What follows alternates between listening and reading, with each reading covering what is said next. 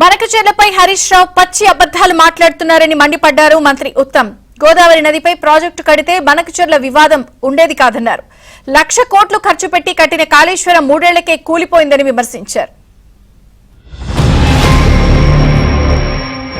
ప్రభుత్వం apex council meeting పెట్టమని కేంద్ర మంత్రికి లేఖ రాయాలి, కేంద్ర ప్రభుత్వం మీద ఒత్తిడి తేవాలి, లేదంటే సుప్రీంకోర్టుకు వెళ్ళాలి, సుప్రీంకోర్టు నుంచి స్టే ఆర్డర్లు పొందాలి. ఆ చేయాల్సిన 2 పనులు చేయకుండా ఆయన బీఆర్ఎస్ మీద బురద జల్లుదామనో లేదా ఎమ్మెల్యేలకు పవర్ పాయింట్ ప్రజెంటేషనో ఇవన్నీ డైవర్షన్ టాక్టిక్స్ చేస్తున్నాడు.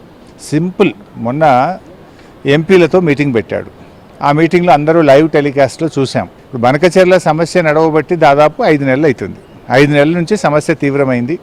5 నెలల కిందనే బీఆర్ఎస్ పార్టీ తరఫున నేను ప్రభుత్వానికి ఉత్తరం రాశాను, నిద్రలు ఇవ్వండి అని చెప్తే నేను మాట్లాడిన తర్వాత 3 రోజుల బ్యాక్ డేట్ వేసి నా ప్రెస్ మీట్ అయిన కొద్ది గంటల తర్వాత లేఖ విడుదల చేశారు. గోదావరి నదిపై ఉన్న అన్ని ప్రాజెక్టులని టీఆర్ఎస్ ప్రభుత్వం పూర్తి చేసి ఉంటే, దేవాదుల పూర్తి చేసి ఉంటే, సీతారామ ప్రాజెక్టు పూర్తి చేసి ఉంటే, సీతమ్మ సాగర్ బ్యారేజ్ పూర్తి చేసి ఉంటే, సమ్మక్క సార నుంచి ఆయకట్టుకి ఇచ్చి ఉంటే, ఆ గోదావరి నది మీద గౌరవని పూర్తి చేసి ఉంటే, తుమ్మడేటి పూర్తి చేసి ఉంటే అసలు ఈ రోజు ఈ బనకచెర్ల వివాదమే లేకపోయింది. వాళ్ళు ప్రాజెక్టులు కట్టలేదు కాబట్టి ఈ రోజు వాళ్ళు ఉల్టా చోర్ కుత్వాల్ కోట్ అంటే అన్నట్టు తప్పు చేసింది వాళ్ళు. ఇంకెవరినో బదనాలు చేసే ప్రయత్నం చేస్తున్నారు.